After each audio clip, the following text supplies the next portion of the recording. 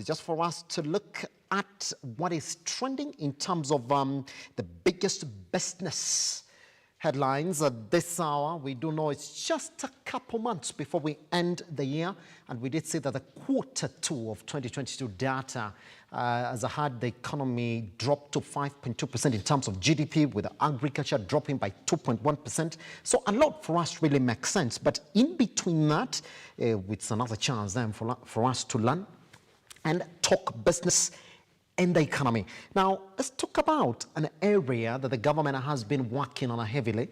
Now, the biggest announcement from last weekend, your president, William Ruto, did ask you to give him 14 days, that is 2 weeks, to remove all of you who've been listed by the mobile lenders in the country. He's saying it doesn't make sense for more lenders in the country to list you, because then they do close your avenue for credit, because the Hustler Fund is already going to the circles, and majority of you might not access it if indeed you are listed by the mobile lenders in the country. The criteria for removing those names from CRB is exactly what we're waiting on, and we'll be giving it to you once then we've seen it. But then news around this area is that there's data that is sitting with us here that is talking how majority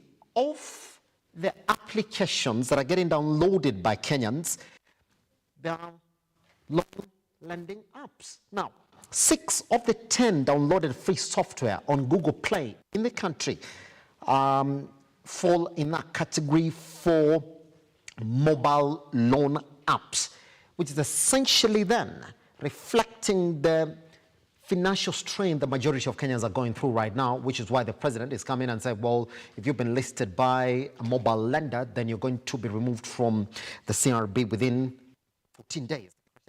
Not clear though. Well, some of those are the ones that you do know, but then majority of financial analysts that we've spoken to are saying that this is now a clear example of how things are tight in the economy. That is how we start, and that is how we live it as we wait for the 14 days then for you and I to see if we can be removed from the CRB lists because of the mobile lenders within the country. It's a jam-packed session that we have for you here today, and I'll be telling you exactly what we're going to look into, but most importantly as well, we're going to look into areas, climate innovation today, as we are talking about the severe drought in the country. What business can you start in this particular area, and who can support you? We do have KCIC in the studio today. I'll be telling you who that is and why. The form a pertinent conversation at this time of drought in the country. And Lookuptv across all your social media platforms. I am at Kia Gesimba. This is Lookupbusiness. We come back with what is taking center stage in terms of your biggest headlines at this hour.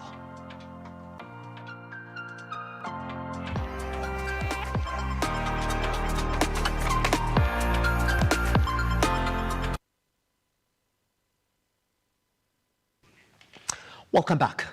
The recent increase of the base lending rate has seen majority of the banks in the country give notice to their customers over the impending changes in interest rates to match the review.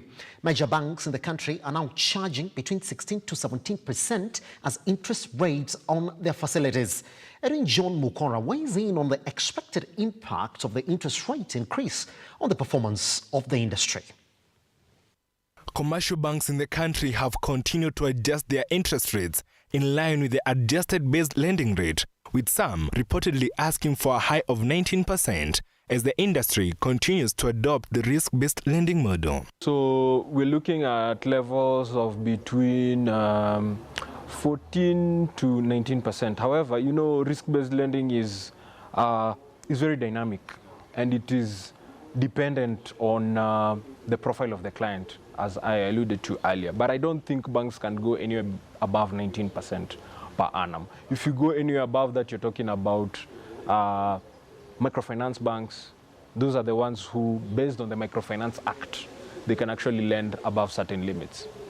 The central bank lending rate, which stands at 8.25%, was adjusted to this level by the regulator in a bid to mitigate the runaway inflation in the country, which currently stands at 9.2% year-on-year for the month of September. NCBA Group, Standard Chartered Bank, and Stanbic Bank are some of the banks that have notified their clients that the base rate on their loans will raise from this month.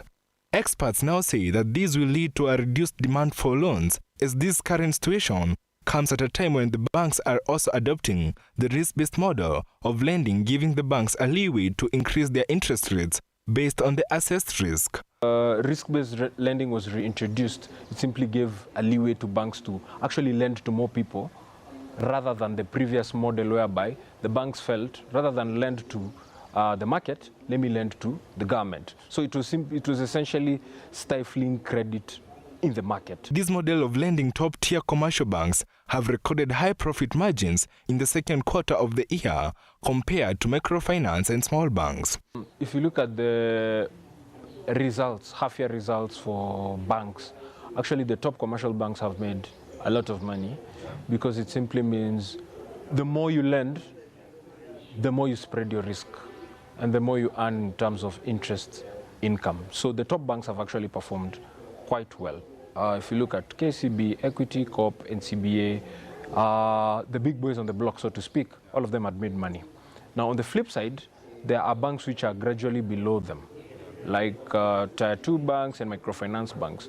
Microfinance banks have not made money simply because for them, their cost of funding is higher. Now, by cost of funding, I simply mean the cost of them getting money. So if you're running a bank, you take money on deposit and you give an interest on the deposit and then you lend higher than the interest you're paying on the deposit and then you make the differential. So smaller banks have had to increase their interest rates on deposits, which means their cost of funding is higher, and then lend even higher. So it simply means for them it's a bit more difficult than the commercial banks, which have a bigger capital base, and therefore they can, accommodate more customers. So it's a mixed bag, but the top banks have actually made a lot of money since the reintroduction of risk-based lending. With central banks in the world adjusting their rates upwards in the face of the current inflation, interest rates will only have to go up. It will be a matter of time before the final impact of these is finally felt in the economy. Now, if you look globally, in Western and European countries, credit is actually extremely cheap. People borrow to levels of even, in Kenya we talk about 15-16%. In Western countries, people borrow to even levels of 1%. So in emerging markets, Africa, Sub-Saharan Africa, the discussions are normally different because of the economic dynamics which go on in Africa vis-a-vis what goes on in Western countries. So to answer your question, the risk-based lending model is applicable in Africa, but in Kenya is where it's actually taken center stage in recent months. For now, it is literally a smile all the way to the bank for the big boys in the industry. Edwin John Mukora, Lookupbusiness. Edwin John Mukora on that story on the impact of the increased interest rates. Now, current energy prices have skyrocketed to historic highs as the Energy Regulatory Authority did away with the President Uhuru Kenyatta's plan to cut the cost of power by 30%. Now, the prices were further adjusted upwards after the energy regulator factored in the inflation charges, a cost that was exempted from the charge under Kenyatta's administration. Our reporter Wangari analyzes the pain points for Kenya's homesteads and manufacturers in the country. As Kenyans get a breather over the slightly reduced cost of fuel, Ruto's government is unrelenting on the electricity front. The cost of power is now at historic highs, this coming after the latest review in power charges by the Energy and Regulatory Authority. Latest data now shows that Kenyans using less than 100 units per month are now parting with 19.74 shillings per unit, up from the 19.27 shillings a month ago. This means that even after the Energy and Regulatory Authority expunged Uhuru Kenyatta's 15% caution in the price of power, the cost has gone even higher. The power utility has indicated that the latest jump in the price of power in the country is down to the current high cost of inflation, with the cost of producing power also jumping up due to the cost of fuel. It is only in August when 1,000 shillings will get 145.72 units. But now, with the same amount, Kenyans are getting 39.68 units. Are there more levied charges that Kenyans should be aware of? Or are we living the World Bank agenda of meeting the power distributors' financial gains by 2023? For Lookupbusiness, my name is Wangare Njoroge. Microfinance lenders in the country are struggling to get themselves out of the red after data by the regulator on defaulted loans indicated that nearly a third of the total loan book in the industry had been defaulted. Now, the industry has reacted by cutting back on their combined loan books from 49.4 billion shillings to 45.2 billion shillings in the financial year ended June 2022. We look at where the lenders have hit the wall in the industry. CBK data shows that gross non-performing loans for microfinance banks hit 14.7 billion in June 2022, from 12.3 billion in a similar period last year. The increased defaults and shrinking loan books sent the gross non-performing loans NLPs ratio, that is, the portion of the credit for which no interest or principal has been received for 90 days, to 32.5%. Commercial banks' NPL ratio stood at 14.7% in June 2022, compared to 14% in a similar period last year. MFBs also witnessed a flight of deposits when total customer deposits decreased by 5.5% to Kenya shillings 48 billion in June 2022 from 50.8 billion last year. Microfinance banks have endured a 6-year loss with a gradual decrease in deposits and non-performing loans. Despite this, several microfinance banks have welcomed new investors who are promising to pump up the business, and that is 5 out of 14 microfinance banks have been licensed by the CBK, also have acquired, including the following: Key, Choice, Uwezo, Century, and Daraja. The new investors face a hard job in overcoming the failing sector and challenges such as competition from large banks and digital lenders. The investors have up to 4 years to build value in the microfinance banks.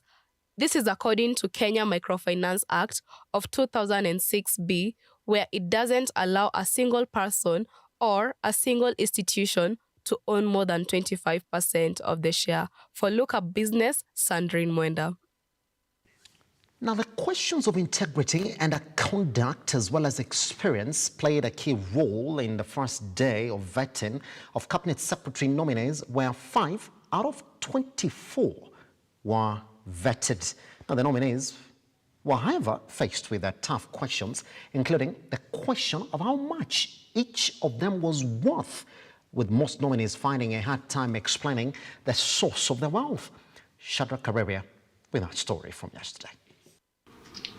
Would you tell this committee your financial net worth? Mr. Speaker, yes, I would comment on that. If I take my investments in shares in various, in some companies, and also the properties that I own, I would put my net worth at about 4 billion shillings. 4 billion.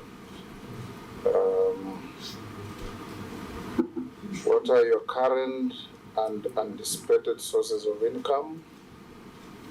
Mr. Speaker, rental income, dividends, where I have the shareholdings, and also interest, and of course other expenses that come from the farm. We witnessed that there's a lot of delays in prosecution, a lot of delays in investigation. blame games between the EACC and the Office of the DPP. So what are you planning to do in order to address these issues to make sure that there is justice? Justice is not delayed and Kenyans get justice, and corruption cases are addressed efficiently and effectively. Be necessarily the work of the judicial officer before whom a case is filed to inform the public about when the case is coming, except when if the matter is being heard and there's an adjournment, then if a date is taken, it's the work of the judicial officer to indicate, and that is normally done publicly. Bias, favoritism, or nepotism in the discharge of your duties? No, Mr. Chairman. Could you tell this committee your financial net worth? Chair, I'm worth 851 million Kenya shillings, including the assets I own, including the goats and the sheep and the camels that I own. So I had to go and even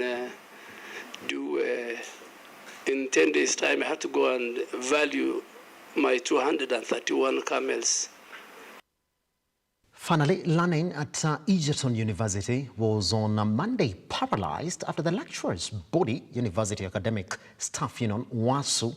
Now, the lecturers have been protesting for a 43% pay cut by the institution, promising that the strike will continue until their grievances shall have been addressed by the government. Susan Jerry with our report.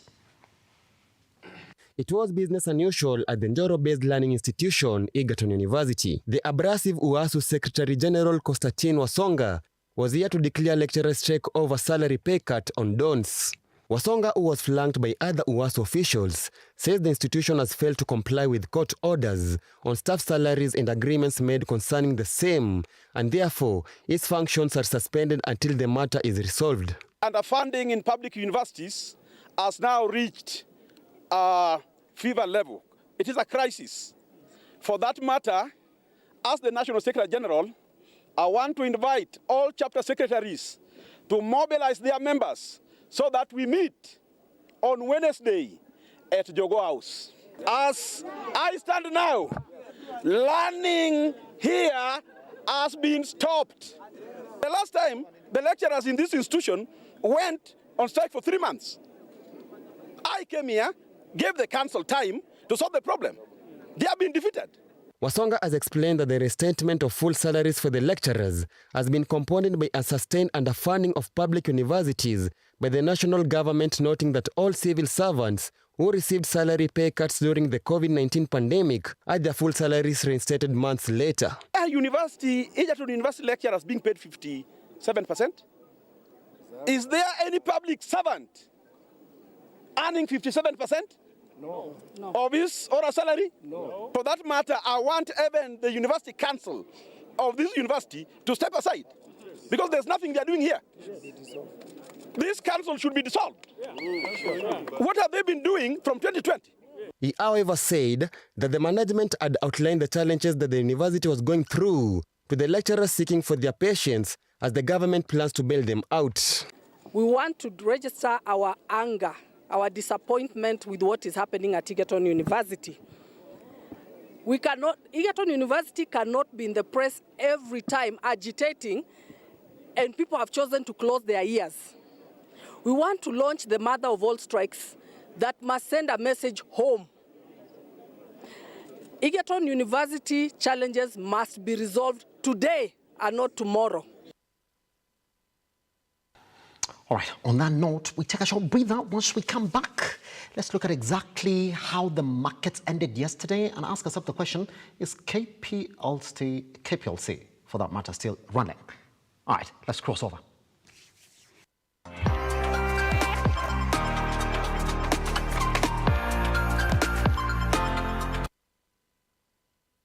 All right, welcome back. Let's then go back to how the markets opened this morning. And that means, by the way, we're going to go all the way back to how they closed yesterday. And on that note then, let's look into what were the biggest gainers yesterday in as much as the markets were concerned. All right, let's jump into that data. And by the way, not a surprise, on that particular one, you only look at two counters. That is umeme, which is essentially associated with the energy stocks in the, on the market, and Nairobi Business Ventures. And that's it, by the way, because Nairobi Business Ventures did close yesterday at 3 shillings and 70 cents. And that's huge, coming from around 3.50 now. And we do expect probably that the news about them getting straight into the meme segment would spur some investment in that particular stock. So we've seen them touch 5 where they announced that they're going to diversify their businesses. But then 370, not bad. They've been running since the announcement of them getting into the memes. And CIC, they're back on that again with 2 shillings. Oscillated between 180, 170. So 30 cents gain on that particular stock will give you 5 shillings to be precise. But it's trading way low. Should be at around 6 shillings. If you don't ask me now, going by exactly how we've seen that particular stock. Good. Let's move into the next losers then. And that is buy trading yesterday. Just want us to see whether we do have any particular surprises in that list. All right, let's chart those numbers then. The biggest movers yesterday. We've jumped into movers. Fine, let's start with movers then before we look into who are the biggest losers. KPLC is coming at 1.3 million shares traded yesterday.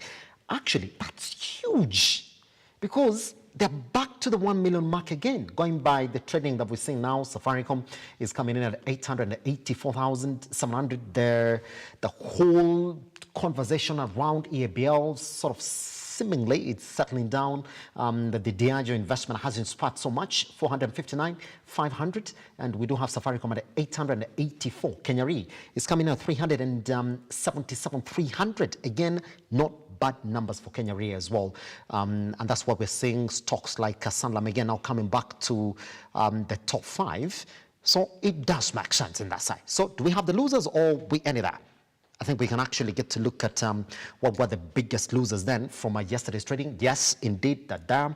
Let's look at where coming from. But the capture is now at 107. That's a big drop for that particular stock. They should be at 140 or so. And then Sanlam now, despite them being also, by the way, it's possible that you can find them in the top 5 and top losers.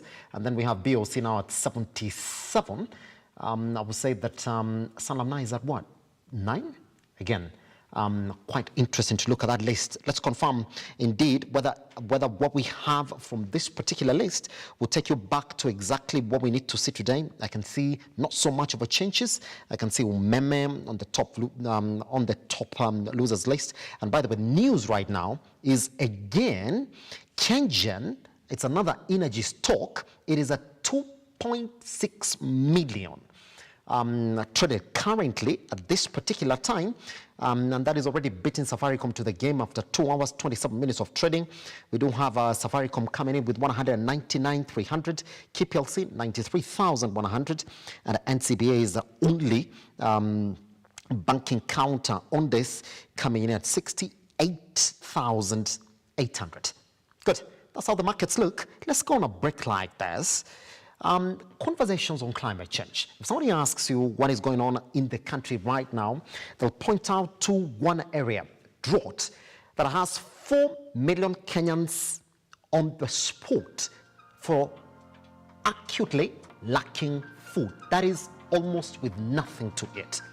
But now, there are individuals within the country who are supporting innovations around climate. Businesses around this particular area have been even stressed upon by organizations like UN that say that governments have to grow these climate conversations or innovations if we are going to meet the SDG goals by 2030, which is just 7 years to come. Once we come back, we speak to Felix Mwaki, who is the Director, Client Services, Kenya Climate Innovation Center, so we could actually get to know conversations on innovations around the climate, or can I say climate business, once we come back.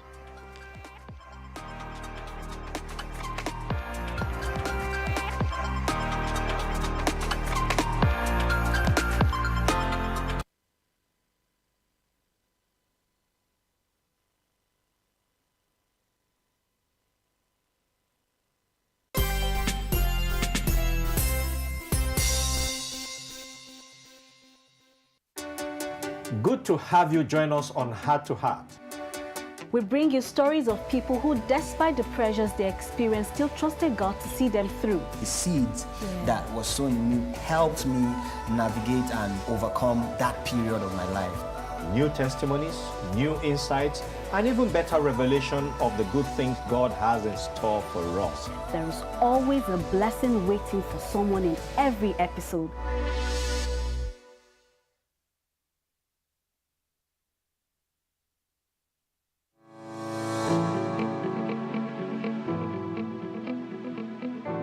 For all your football, F1, and World Cup kits, Carrington Sportswear Hub is your plug for quality, sporty merchandise.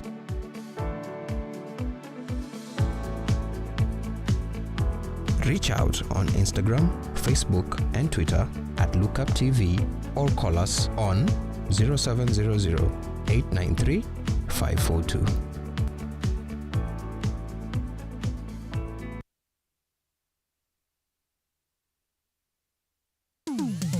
Hapa kazi tu inaendelea kuwasaka na kuwatambua wale ambao wanafanya kazi extraordinary na zile kazi za kujituma. Biashara yote unaambiangwa, as long as you have a plan, you can do it. Our service is about to pressure the customer.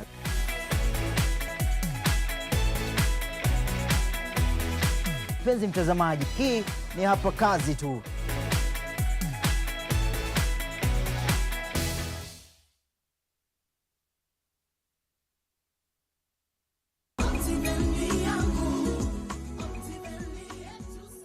Hi there, good morning, good afternoon, good evening from wherever you're watching us from. My name is Maki Wambogo, Sales Manager of Oasis Real Estate, and I'm here at our head office, Absa Towers, located at Rochester Street. Today, I'm here to talk about our newest project, that is Great Oasis Gardens, Nanyuki, and it is located only 10 minutes drive from Cedar Mall. And in this project, we have proposed that we will be having a GMC Entertainment Center. This will be a replica of what we have in Kitengela, GMC Kitengela. We are also proposing a police post, so you are assured that security, once you invest here, security is good. And we are also proposing to have a playing ground. We are also going to have a community ground. So once you invest here, you don't have to worry about the security. The other things, among the things that we are doing, or the things that we have done already in Great Oasis Gardens, we have already done the marking fence, and the roads, the internal roads are already happening. We have started the malaming the road, and we are still in the process of doing the malaming of the internal roads. And we are also sinking a borehole so that we ensure that our investors in Great Oasis Gardens, Nanyuki, will not struggle with water. We are also going to elevate a water tower so that we have a constant supply of water in this project. And we also have a caretaker on site. The caretaker is on site, and he's there 24/7. And then we also have different sizes in this project. We are having 8, we are having quarters, we are having halves, and we are also having acres. One can buy in bulk, you can buy in big chunks, and that is why we are saying in Great Oasis Gardens, Nanyuki, we are saying that bigger is better. In this project, what you can invest in, you can invest in private schools. You can also do holiday homes, whereby you can do Airbnb. You can also do holiday homes, and then you start renting, and you can also build houses and sell. You can also do apartments in this area. You can also do supermarkets. You can also build a mall, and then you start renting. There is so much that you can do in this project because it is not controlled development. We are also located along Nanyuki Rumuruti Road, and this road is being proposed to be tarmacked by the government. So coming from Nanyuki or coming from wherever you be coming from, it will be very easy to access the project because it is touching the Nanyuki Rumuruti Road, which is going to be tarmacked by the government. My number is +254 722 355 107. Do not be left behind. Call that number. I will work with you. If you're in Kenya, give me a call. We go for the site visit. We select the project. We start the payment. If you're in diaspora, send a representative, and I will be delighted to work with you. And as we say here in Optiven, we shine because you make us shine. God bless you. Thank you.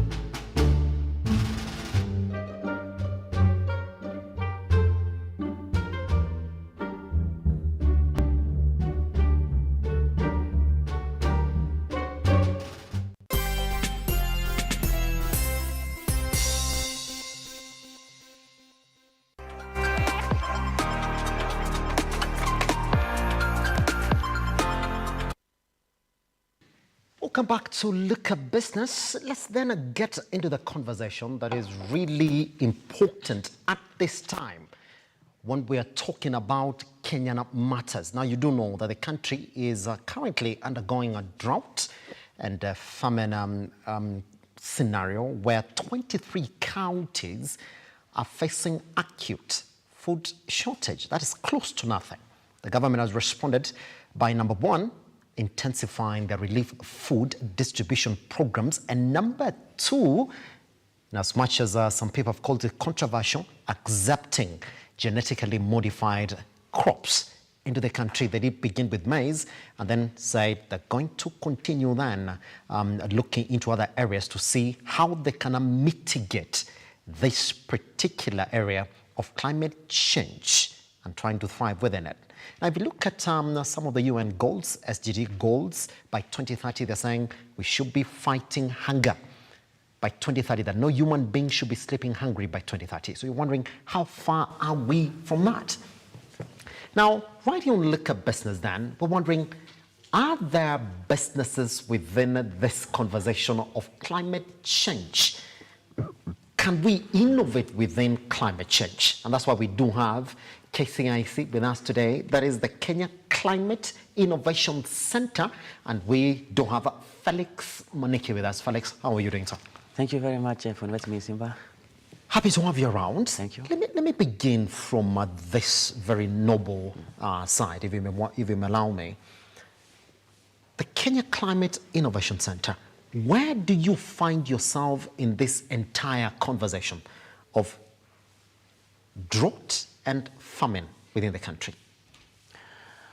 Well, I would say that I don't want to say that we are so much in the middle of it, but yes, we are one of the key, institutions that actually is supporting, Kenyans to be able to innovate around, adverse effects of climate change. And so, for the last 10 years, we have done quite a lot. And what I would say at this point in time, climate change or the issue of drought is not a one-man, solution. It's not a government-only solution. It's not a private sector solution. I think all of us, we have to really put our hands together and look at what needs to be done, both short-term and long-term, to be able to really support our people to come out of the crisis that we're in right now. Pretty much. Yeah. So, for someone who wants to understand who KCIC is, but when you look at the activities that you're into, you would place them at different categories. But overall then, in this conversation for climate, who is KCIC? Well, perhaps by way of introduction, Kenya Climate Innovation Center, we are just a 10-year-old, call ourselves, 10-year-old baby, yes, who has been in this sector trying to really promote innovations in the arena of climate change. Yes. And when we talk about climate change, we're looking at the sectors that really, contribute to, emission of, CO2 gases into the atmosphere.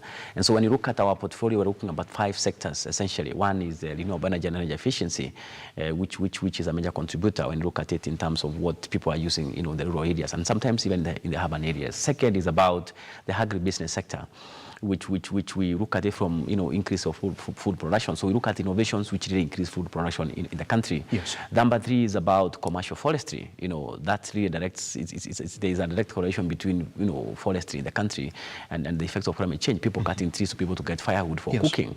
That's one of the key areas that we are focusing. And finally, sorry, there's the issue of water. Water being a public, utility. Well, people feel that I need to get water because the government, must be able to provide water. And the final sector that we are in is about waste management. Yes. Right now, waste management is a key contributor of greenhouse gas emissions. So it's one of the areas that we are telling Kenyans, hey, wait, we cannot be able to live with this problem. Why don't we innovate around it? We are here to support you in terms of streamlining your businesses and financing and trying to connect you with other ecosystem stakeholders who can be able to really take these private sector-based innovations to a higher level in terms of scalability. Pretty much. Absolutely. We're going to talk about which particular businesses that catch your interest as KCIC. But let me take you back to 10 years ago when you introduced yourself in the market and you said, guys, for us, we're going to promote businesses that are trying to innovate within this conversation of climate change. Will you talk to me about your journey? Because somebody would like to think that this conversation of climate change is alien. It's like it's not been stressed upon enough. Or generally, as an economy, we haven't really got to that level where we're saying, let's give this conversation precedence. Would you talk to me about your journey? Would you say that indeed climate conversations or climate business within the country is an area the majority of Kenyans are interested in? Well, first and foremost, it's going to recognize that, well, we have made a couple of strides, as a country. And even as a continent in Africa, because initially even financing climate tech-related innovations became a major problem to the commercial banks. And so it has been a journey whereby the government and to put in place a mechanism in terms of policies and bills to be able to, to really focus on what do we do against a couple of issues. And one of the issues that people are really talking about when they talk about climate change is about drought. Which in Kenya really happens quite periodically because of changing weather patterns. Yes. And of course, in 2012, what happened? The World Bank, designed a program of putting up climate innovation centers in a number of African countries, but also Caribbean and also, in America, and so in Southern America, so to speak. And so KCAC was born out of that initiative, whereby we had the World Bank coming to say, guys, we want to support you guys to really tap into the innovations on the climate tech space and be able to finance them and scale them to a place whereby even the local masses can be able to uptake some of these solutions and be able to either mitigate or adapt to the effects of climate change. Yes. And so the first phase is we supported 180 enterprises. Amazingly, most of them are from renewable energy, because when you look at around 2020 thereabout, there was a heavy focus about renewable energy, about solar, about biogas, about, how can we be able to use some of these resources that we have, to really support even the rural-based populations to be able to really look at renewable energy sources. And so at that point in time, KCC was born. And I think it became a major driver in terms of advocating about issues touching on climate change innovations. And I think our work also made us to get attention from a number of guys who really came and told us, we want even to run a couple of innovation programs on climate tech space, in Africa. And so there's one time we were, doing programs in 10 African countries, by a program called Climate Transplant, looking at, ideation companies, people who have ideas. What are you thinking at the corner of your home in terms of issues that touch on climate change issues? And so that is how KCC evolved. Of course, the second phase of KCC, which took place from 2016-2020, we supported 300 businesses in Kenya. Yes. Just to scale up, what we're doing. And of course, through the courtesy support of Danish Embassy and the European Union, we had KCC 3.0. As we are talking right now, we are supporting this year 1,605 businesses in Kenya. That's huge, Felix. Absolutely. That's huge. Yes. And that's where the conversation then begins. Yeah. I mean, as an organization that has got the backing of institutions that are also very critical about this particular area of climate change, talk to me. As KCIC, what is this journey that you are working with this business? And I'd like to think the majority of this businesses are small businesses. What is this journey like that you're working with these businesses that are trying to innovate within climate change? And what qualifies a business for your support as a KCIC? So thanks, Simba. So we have a couple of programs in KCAC, and perhaps maybe allow me to touch on a couple of them so that we can be able to understand. So number one, yes, the biggest program that we have is a program called Agribiz, that is targeting women and youth in agriculture. And the reason as to why we thought about our program and then we got support from European Union and Danish Embassy is because food is a critical factor in Kenya today. Whether you want to look at it from the lens of the prices of food, or you want to look at it from the lens of lack of rains, or food is a critical element. And so we cannot allow the hood men and women of this country to be the ones who are producing food. Indeed. We have to find a way of enticing young people to be able to use climate smart initiatives to be able to produce food. And that's why we're focusing on production and consumption in terms of how can people use climate tech innovations to be able to really enhance food production in the country. That program is worth 2.1 billion. The program that's supporting the 1,605 businesses, yes, in the country. Yes. Then we have a program that's funded by NIDA that is focusing on green businesses. This program is supposed to support 300 companies in the next 5 years, looking at innovations in those 5 sectors that I mentioned. And when we talk about, when you look at the businesses that we support, we talk about some of them from ideation. So you have an idea, but you have gone out of your way to be able to make at least something, because we can't be able to believe on what is in your mind. You have to do something on the ground, do a prototype. Let's see something that resonates, well, because the only way we can be able to support our business is when we see something at least happening on the ground. Then we come and pick you there, and we support you in terms of product development, we support you in terms of, market access, we support you in terms of access to finance. It's also good to mention that in terms of access to finance, we have a grant facility, which is up to $50,000, and also we have a commercial facility, which is also up to $50,000 in the Danish, funding program. Yes. So our work is to ensure that these technologies which are coming, either they are mitigative in nature or the adaptive in nature to the effects of climate change, we are able to nurture them. When you talk about incubation, you take an idea, incubate it, support it, put governance issues there, put issues touching on business advisory, put issues touching on market, ensure that this business in 1 year's time, we have been able to put in place and streamline the operations of that company, such that when these guys go to private funders, such like microfinance institutions or banks, they are able to really show traction and get financing from, So our work is to take these small businesses, call them early stage companies, so to speak, which most funders, commercial funders, will never look at because they don't have cash flows. Yes. They're just ideation companies, yes, maybe with a prototype. They have no cash, they have no sales to speak. Or even management in place. Absolutely. It's just a one-man show. Yes. Maybe it's you and your wife, or even you alone, even though you're a student or whatever it is that, it's a one-man show, most of the early stage companies. And we support them through a process of incubation. And that talks about business advisory, talks about access to finance, and we talk about risk finance, because not so many people want to really put their money there. Yes. And remember, these guys, in 1 or 2 years' time, the possibility for them to go down is high. So they need someone to handhold them to be able to incubate them the way you just take a small baby of a year or less, or 2 months, and hold them properly till they reach a place whereby they can become self-sustaining, or they can be able to do things for themselves. Yes. So that is the work of KCAC, incubation and acceleration. Ours is to incubate businesses, early stage companies, and support them to become scalable entities which offer solutions to Kenyans in the area of climate change. That's it. Yeah. Another reason why majority of the efforts that local businesses are trying to make when it comes to mitigating issues on climate change, just like you've said, it's market access, where you find good ideas on the ground and then proper innovations in this conversation for climate change, but then the market becomes a challenge, which is why I wanted to ask you this question, Felix. Yes, when I hear you speak, I hear you mention the Danish government, the UN as well, backing you in this initiative that KCIC is trying to push into the economy. Talk to me about local conversations. Cracking this market aspect, how have you been able to do it? And why is the government, in terms of proper partnerships for you, what has the government done to you as KCIC? You look at it and say, well, you see, the government is right within this conversation, especially when we're talking about KCIC. Well, we have very, very strong conversations with government. Yes. So far, for us 10 years, we have actually pushed a lot of the legislative agenda that is actually affecting, the performance of these early stage companies. Yes. But I think there's much more that needs to be done, because let me tell you, we are churning out, 20, 30,000, 50,000 students every year. And the issue of job creation is a major problem in this country. It is. And I think for me, there is so much that the government can be able to do, and there's so much that the private sector can be able to do. All of us put together and joining our hands, I think we can be able to do quite a lot. Number one, when I look at the early stage companies that we support, we are talking about most of these, they have no formal structure. They are not registered.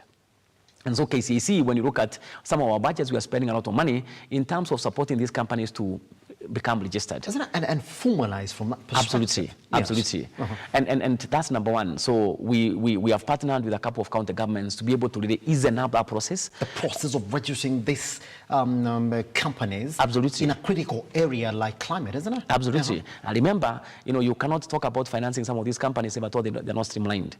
You can't talk about these guys going to the market if at all there is no formal structure of these companies. So that's why we start. And then you talk about market access. Once these companies have a product, one of the key things we realize is that we have to really intentionally do market activation and support to these companies. So you realize that a big chunk of our budget that we have is about, can we take these guys to where the public is? Yeah. Can we literally go to markets that are within Nairobi? Can we go to markets within Mombasa? Can we go to markets within the counties? And so you realize that, like for example, if you look at some of the approvals that perhaps we're having today, is about how can we take 300, 200 companies to various exhibitions that we have all over the country to be able to tell Kenyans, we have these innovations, we have these solutions to your problems.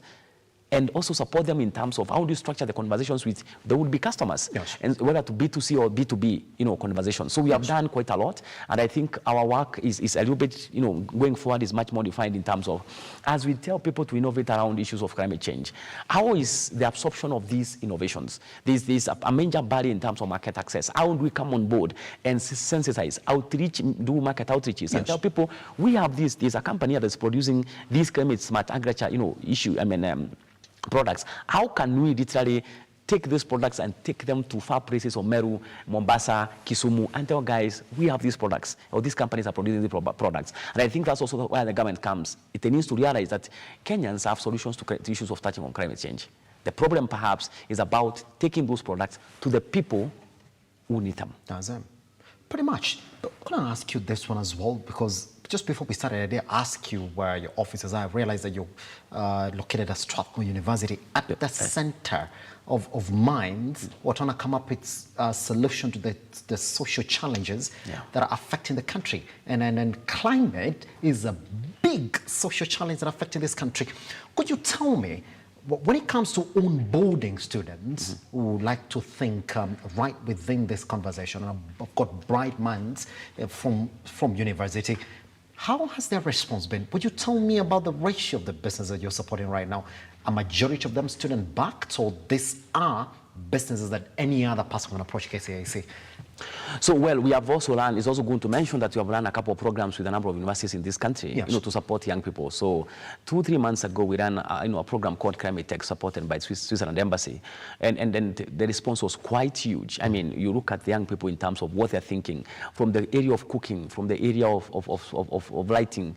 We have a young person who came up with the idea of producing power from, the friction between a moving vehicle and the road. Yes. The innovations are quite immense. So Climate Transplant program, which is an annual program for KCAC, also cutting across a number of African countries, is I would say 90% is so much of young people based.